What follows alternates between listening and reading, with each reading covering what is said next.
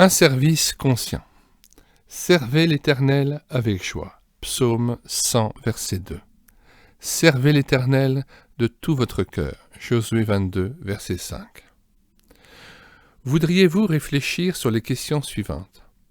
Peut-on servir Dieu sans le savoir, c'est-à-dire sans en avoir réellement conscience, ou sans la volonté de le servir?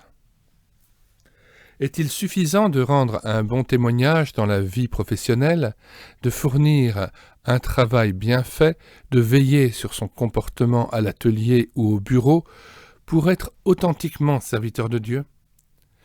Sommes-nous nécessairement au service de Dieu lorsque nous accomplissons de bonnes œuvres et sommes dévoués, généreux, pleins d'attention à l'égard du prochain?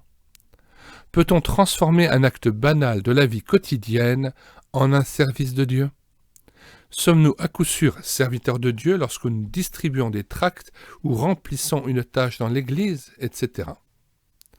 Autant de questions qui méritent réflexion et bonne réponse. Premièrement, et d'abord, peut-on servir Dieu sans en être conscient? Je vous le demande. Un ouvrier ébéniste qui bricole chez lui le samedi peut-il ignorer qu'il travaille à l'atelier pour son patron durant les jours ouvrables? Les expressions « servez l'Éternel avec joie » ou « servez-le de tout votre cœur » ou encore « quoi que vous fassiez en parole ou en œuvre, faites tout au nom du Seigneur en rendant par lui des actions de grâce à Dieu le Père » Colossiens 3,17 me paraissent fournir la réponse biblique recherchée. En effet, est-il possible d'éprouver de la joie à le servir de tout notre cœur si nous pensons à autre chose? Enfin, peut-on accomplir une œuvre au nom du Seigneur avec action de grâce sans être conscient de le servir? Cette joie du service, ces actions de grâce qui l'accompagnent, la préoccupation de tout faire pour la gloire de Dieu prouvent éloquemment que nous sommes bien conscients de servir le Seigneur. Sans doute certains lecteurs, en désaccord avec ce qui précède, ne manqueront-ils pas de me rappeler les réflexions étonnées des justes de la parole de Matthieu 25, 34 à 46. Quand avons-nous vu avoir faim ou avoir soif, et t'avons-nous donné à boire? Ces élus compatissants, il est vrai, ne savaient pas qu'en portant secours au prochain, c'était en vérité au Christ lui-même qu'ils se donnaient. Loin d'infirmer ce que nous avons dit plus haut, ce récit apporte de l'eau à notre moulin. Après tout, pourquoi Jésus raconte-t-il cette parabole?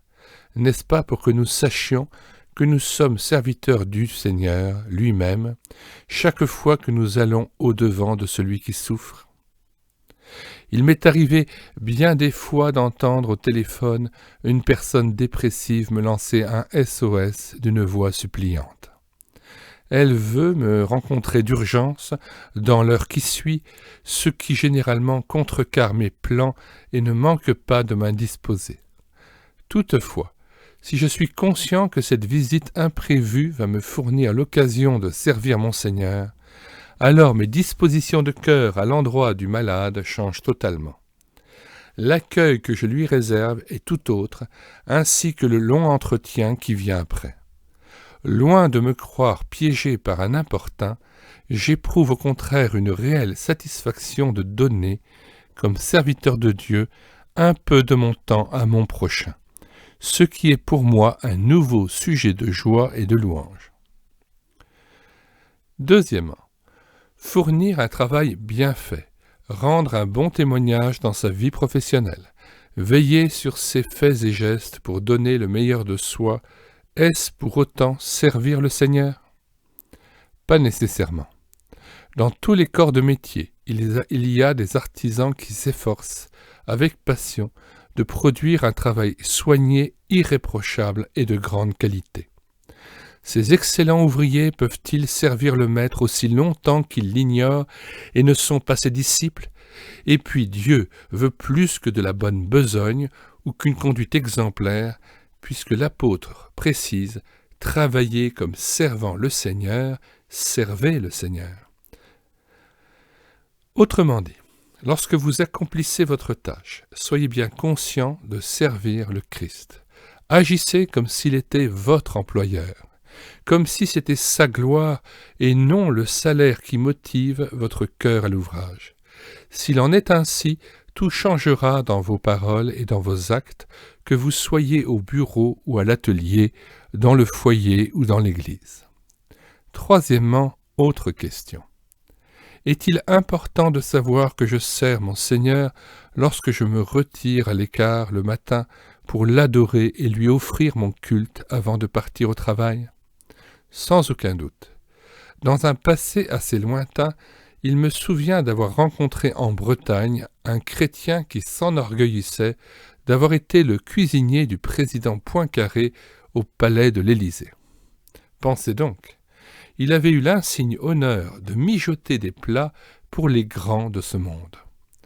Et pourtant, ce frère avait raison d'être plus fier encore d'avoir été admis définitivement au service du roi des rois.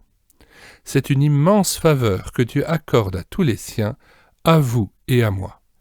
Il importe donc que nous soyons conscients d'une part que nous servons le Seigneur des Seigneurs chaque fois que nous cherchons sa face pour lui offrir notre culte, et d'autre part que ces instants vécus dans le secret recevront plus tard une récompense éternelle. Le Père qui voit dans le lieu secret te le rendra. Matthieu 6, verset 6. C'est pourquoi, en nous approchant de Dieu pour l'adorer, ne manquons pas de lui dire avec reconnaissance « Seigneur, tu m'accordes maintenant le fabuleux privilège de te servir. Je le sais et je t'en bénis. Permets que je réponde pleinement à ton attente, car je veux t'honorer de tout mon cœur. Le Seigneur n'est pas un maître qui me tienne à distance. L'idée ne pourra m'effleurer si je sais qu'il me désire, qu'il m'attend et m'assure un libre accès en sa présence au moyen du sang de Jésus. Maintenant, essayons diverses situations. Je suis secrétaire de direction, emploi que j'assume avec compétence, m'a-t-on dit. Et parce que je suis chrétienne, j'accomplis ma tâche avec application auprès d'un patron exigeant et pas toujours facile. Comment puis-je servir mon Dieu au bureau? Vous avez raison de veiller sur vous-même pour fournir un travail bien fait que vous accomplissez sans aucun doute dans un bon esprit. Comme nous l'avons dit, Dieu s'attend à ce que vous soyez à la fois à son service et au service de votre employeur. Naturellement, c'est en votre esprit seulement que vous pouvez être servante du Seigneur dans votre activité professionnelle. Un patron mécontent disait, en parlant de l'un de ses ouvriers, chrétien bavard qui avait constamment le nom de Dieu sur les lèvres, « Ce n'est pas un mauvais gars, et il est doué pour faire un bon tisserand. Mais il n'a pas encore appris que, lorsqu'il est au travail, sa religion devrait lui sortir des doigts et non de la bouche. » C'est pourquoi, efforcez-vous d'entrer dans le repos de Dieu, Hébreux 4, 10 à 11, sans vous croire tenu de parler de lui à tout instant. Ainsi, lorsque vous taperez une lettre ou classerez des fiches, par exemple, ce que vous faites avec soin, le Dieu présent en vous vous rendra capable de le faire dans une atmosphère de paix et de reconnaissance. Puis, une fois le travail terminé, vous pourrez le bénir d'avoir pu accomplir au mieux votre tâche. D'autre part, je reste persuadé que vous prierez pour vos collègues, lesquels, sans doute intrigués par votre comportement, ne manqueront pas, un jour ou l'autre, de vous poser des questions. Alors, l'occasion vous sera donnée de leur parler de celui qui a changé votre vie. Près du Seigneur, le travail abonde. Avez-vous noté que lorsque nous agissons en relation consciente avec le ciel, nous sommes très présents dans ce que nous accomplissons? Les rêveurs sont dans les nuages, jamais devant Dieu. Mais, insisteront certains, est-il possible de s'appliquer à bien accomplir sa tâche et en même temps de servir le Seigneur en son esprit par la louange et les actions de grâce? Certainement. Un jeune homme au volant de sa voiture s'oblige naturellement à observer avec vigilance la route et les signaux qui la jalonnent. Cette attention soutenue ne l'empêche cependant pas de penser à sa fiancée ou de louer Dieu pour le bonheur qu'elle lui apporte. Un boulanger qui pétrit sa pâte peut fort bien prier, parler à son épouse, chanter un cantique, tout en faisant cependant du bon travail. Il m'a été demandé dans l'Église un service précis, celui de glisser dans les boîtes aux lettres de mon quartier un tract ainsi que l'offre d'un calendrier évangélique.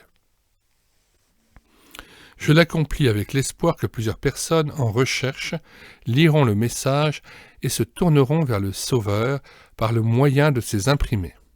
Est-ce que je sers le Seigneur pour autant ? Être au service de mon Église n'est pas nécessairement être au service du Seigneur, même si le but poursuivi est louable. En effet, je puis distribuer ces imprimés comme le ferait un facteur si je l'en chargeais. D'ailleurs, que ce soit le facteur ou moi-même, le Seigneur peut fort bien atteindre un incroyant par ce moyen, puisqu'il consent même à utiliser un évangile annoncé pour de mauvais motifs, Philippiens 1, 15 à 18. Toutefois, si vous êtes en communion vivante avec Dieu, tout en glissant les prospectus dans les boîtes aux lettres, vous aurez la joie d'intercéder pour les inconnus à qui vous destinez ces messages, en les nommant chaque fois, puisque leurs noms sont inscrits sur ces boîtes. Et comme Paul, vous pourrez dire en usant de la même formule « Dieu, que je sers en mon esprit lorsque je distribue mes imprimés ». Est-ce que je sers mon Dieu lorsque je me rends à l'église le mercredi soir pour participer à la soirée biblique ? Pour vous répondre, je dois vous interroger. Pour quel motif irez-vous à l'église ? Pour parfaire vos connaissances bibliques seulement ? Parce qu'il faut encourager le pasteur qui fait de si riches exposés ? Pour y rencontrer les amis chrétiens ? Par habitude ? Parce que ça vous fait du bien ? En tout cas, soyez sûr que tout changera si vous êtes vraiment en relation d'amour avec notre Seigneur, votre Seigneur. Heureux dans sa présence, vous bénirez Dieu pour sa parole, pour l'occasion qu'il vous offre de sonder les Écritures. Dans la joie de vous trouver parmi les frères et sœurs en la foi, vous rendrez grâce à Dieu pour la famille chrétienne et porterez devant lui celui qui est chargé de présenter l'étude. Que sais-je encore ? Peut-être serez-vous attristé de voir le peu d'intérêt que montrent la plupart des membres de l'Église. Cette constatation vous incitera à prier pour certains de vos amis qui désertent ces rencontres si enrichissantes. Ainsi, vous ne serez pas un simple auditeur, mais un auditeur au service du Seigneur. Croyez-le, Dieu vous donnera beaucoup à faire, même dans les réunions où l'on est généralement passif. Tout change quand on est près de lui.